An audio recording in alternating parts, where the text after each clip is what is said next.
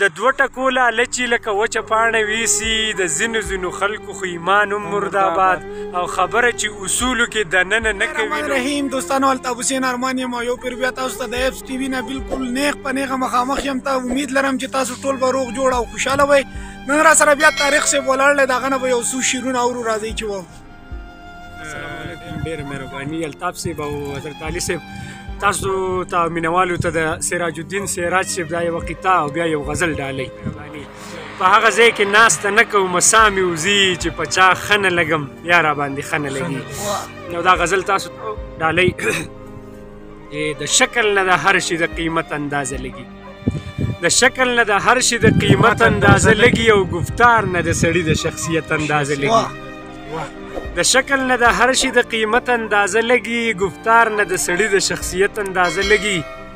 او چې دوست یې ورته مه وایه چې دا حاجت مې سر کا، دوستانو ته د دوست د ضرورت اندازه لګي. دا ټیک ته چې الله په سترګو چاته نه ښکارېږي، تخلیق نه یې په خپله د قدرت اندازه لګي.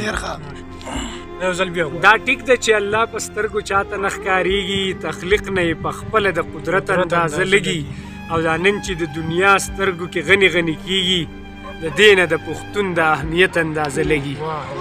دا نن چې د دنیا سترګو کې غني غني کېږي، د دې نه د پښتون د اهمیت اندازه لګي. او چې ما پسې راځي او ما زما په کور کې وجني، د دې نه د سراج د شرافت اندازه لګي.